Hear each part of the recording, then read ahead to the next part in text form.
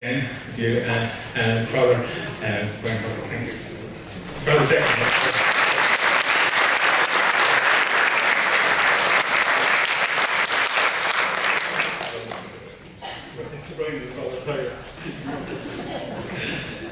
Good afternoon, everybody, and delighted to be here, and delighted to be part of this.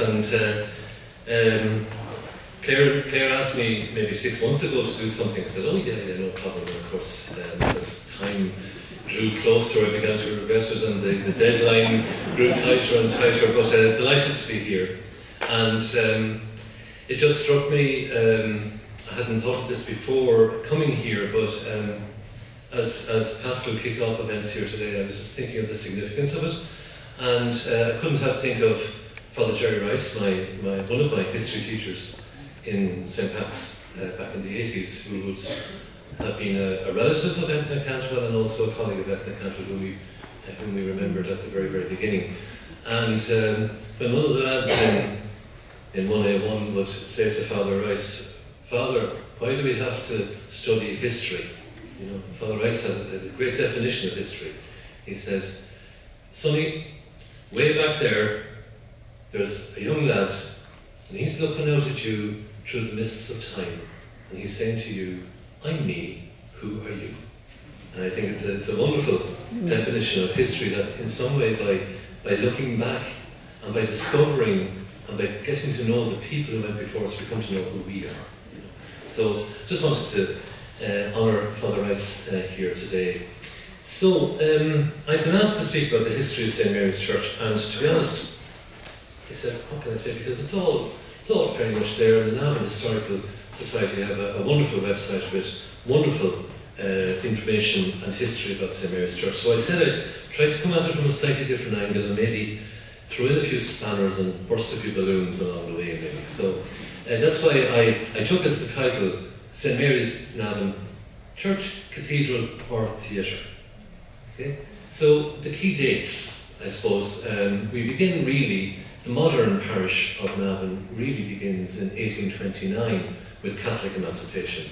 Up until then, now of course, you know, in the 1700s the penal laws weren't very oppressive, but we were still operating kind of under the radar a bit. There were little mud chapels around the town that served as churches. But then, in the late 1700s, Bishop Patrick Plunkett, a professor in Paris, appointed Bishop of Meath, and he came and he established Navan as his episcopal see, and he built a small chapel on the grounds of the current St.Mary's. But then, in 1830, Father O'Reilly, Eugene O'Reilly, is parish priest, and he begins this massive building program which totally transformed the skyline of Navan. So 1830, not really. There's St. Anne's, the convent. 1839, the church. The bell tower would not have been there in 1839, just the church. And then 1845, the house. It's an extraordinary building project in 15 years. I'm 15 years administrator of Navan. What have I done? You know what I mean? I see what my predecessors have achieved, you know? So, the key man, the extraordinary person of Father Eugene O'Reilly, he is the father of Navan Parish that we know today. So, born around 1768. Now, there's been some confusion about where he was born, and an obituary at the time of his death said he belonged to the great O'Reilly clan of Offaly, and I think that has sidetracked historians ever since, because, to be honest, I think the writer of that obituary was just being flowery. It's like saying, you know, if your name was O'Neill, you belong to one of the great O'Neill clan of Ulster, you know. But in fact, we know for a fact that Father O'Reilly's uncle was a parish priest of Kildalkey, and he was from Orristown. So I think it's reasonable to suggest that Father Eugene was from Orristown, so very local to Navan. In 1786, his uncle, the parish priest in Kildalkey, arranged for Eugene and his brother Matthew to go to the Irish College in Lille in northern France. Matthew subsequently became a solicitor, and of course Eugene went on to priesthood. 1792, the French Revolution is raging, the terror is raging at this stage, and all British nationals, which Father Eugene was at the time, had to leave the territory of France, and Father Eugene returned to Ireland. He briefly entered Carlow College, and then in 1795 entered the newly established Meath College. So then on the 2nd of April 1797, he was ordained priest in the old chapel, the one that Bishop Plunkett built. And in 1802, he was appointed president of the new St. Finian's Cemetery. So Bishop Plunkett was very, very anxious that there would be good education, good Catholic education for the sons of the farmers and shopkeepers, and he established St. Finian's Academy at the end of the terrace here on Academy Street, and Father Eugene became its first president or rector. And then in 1827, following the death of Dr. Plunkett, because the bishop would have been the parish priest of Navan, Father Eugene was appointed parish priest of Navan. And then he remained parish priest of Navan until 1852. He died just before Christmas, 1852, and his funeral and burial took place then in the St.Mary's church that he had built, and he is buried in the little crypt underneath St. Mary. So it's important to get a sense of Father Eugene and I suppose the time that formed him into the pastor, into the most effective pastor that we could ever have. So the construction of St. Mary's, how did that come about? What happened there? And we rely on a couple of our own diocesan historians. Now, of course, Dean Cogan is the greatest of our diocesan historians, but he doesn't give much detail about the actual construction. And we have to wait until the 1930s for Father John Brady, who wanted to supplement Dean Cogan's history. And so he published little leaflets, little pamphlets on the history of the different parishes of the Diocese of Meath to supplement Dean Cogan's history. And they were published by the Meath Chronicle here in Navan. So this was published in 1938, I think. 1938. And John Brady recounts that at a meeting held on the 9th of September 1834 in the chapel, so in the old chapel, we have to remember this, Bishop Plunkett's chapel, a meeting at the request of Father Eugene O'Reilly, PP, who presided.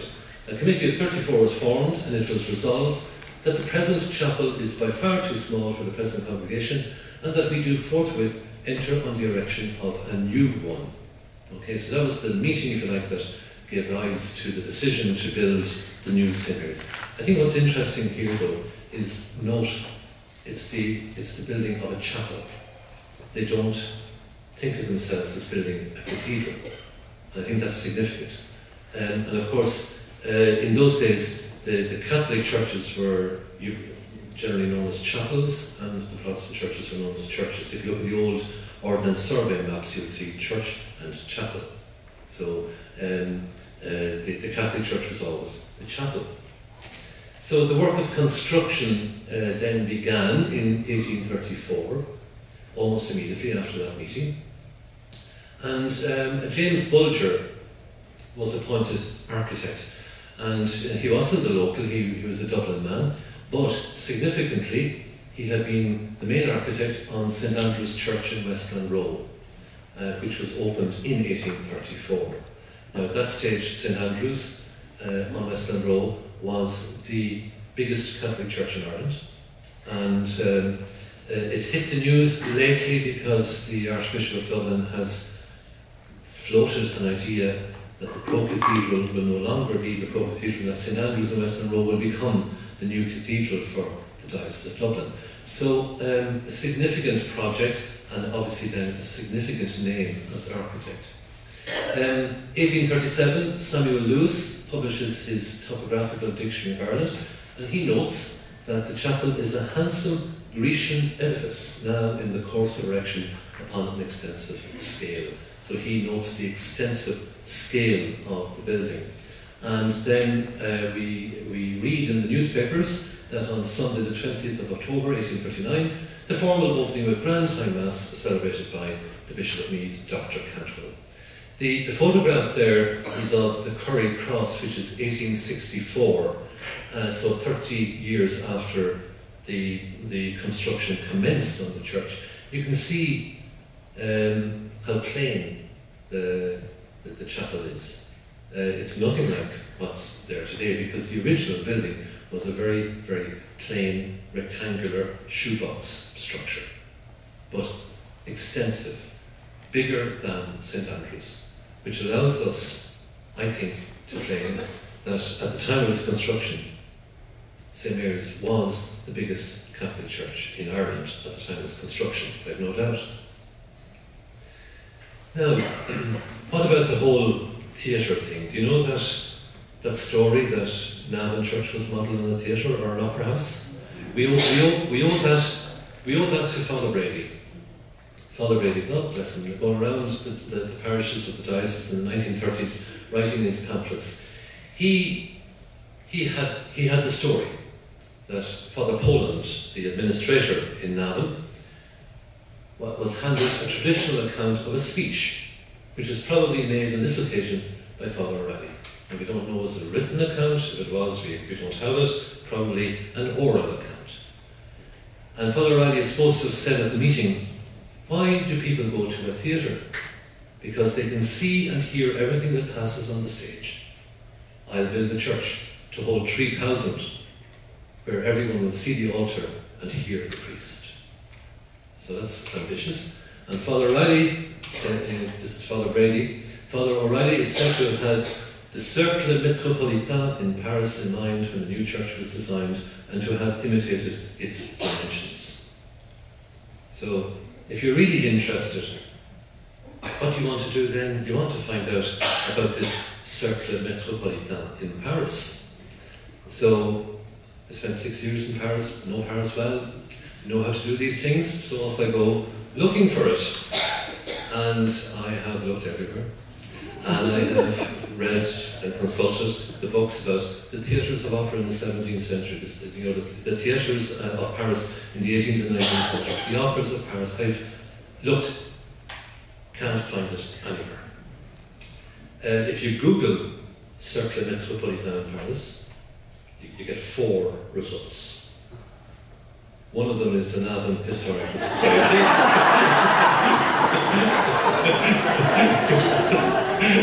And the other 3 have absolutely nothing to do with theatres or operas. So that's a dead end. That's a dead end. So I said, look try and get into Father Eugene's mind. He wasn't trained in Paris. You know, maybe Father Brady just assumed he was trained in Paris. He was trained in Lille. So let's go to Lille. You know. Sorry, this is not Lille, that's the old photograph, sorry. So look, I'm just repeating myself. No evidence, Dean Cogan makes no reference to an opera house or theatre, and Lewis calls it a Grecian edifice. But anyway, here we go. This is another hypothesis. Eugene O'Reilly began his studies in Lille in 1786. In 1785, work had begun on a new salle de spectacle in Lille, a theatre. So, as the young Eugene arrives in Lille, they're building a theatre. The architect was a man called Michel Lequeux, and he was actually assassinated during the building of the theatre. And then finally, in 1787, while the young Eugene O'Reilly from Orristown is in Lille, the new theatre is opened to huge acclaim according to the newspaper reports of the time. And then it was destroyed by fire in 1903. So this could be promising. You'd imagine, you imagine young Eugene from Orristown being impressed and being absolutely wonderstruck by this beautiful new theatre in Lille. And, it's kind of promising, the building. When you look at it, do you see it? Yeah, I'd say it's kind of promising. is kind of promising. Are we stretching it a bit, maybe? So I went looking for the plans in the archives of Deal and so on. No plans have survived. No drawings, no photographs have survived. But we have descriptions. And all I wanted to know is the stage on the left. That's all I needed to know, is the stage on the left. But no, according to the descriptions, the stage is where you expect it to be, at the far end. So I think I drew a blank there as well. So, you know, I think, but that's history, that's interesting. We have this theory, but it doesn't, maybe the facts don't bear it out. So I just leave that hanging there for now. There it is again. That's the theatre in Leith, but I think it's a blank. The other thing that people often say about Navan, about our church in Navan, is that it used to be the cathedral. I buried a man, I celebrated his funeral a few years ago, and he was, I think, one of the last Navan men to bear the grudge that the cathedral was moved from Navan to Mullingar. And every time Bishop Smith came over to Navan, God bless him at Christmas especially, the same man would always take the opportunity to remind him to Ecclesia Cathedralis de Navan. The picture, I don't know if you can make it out, but you can just about see the writing on the chalice, the bottom of the chalice, Ecclesia Cathedralis de Navan. So it's not just in the folklore, it's actually in the chalice that I will use at 6 o'clock Mass this evening. Now again, just a bit of a timeline. Okay, we know that Bishop Plunkett lived in Navan. He died in 1827, and Father Riley succeeded as parish priest. The new bishop, Bishop Logan, he only was bishop for 3 years, and he resided in Kells. So the bishop that succeeded Bishop Plunkett did not live in Navan, and he was parish priest of Kells.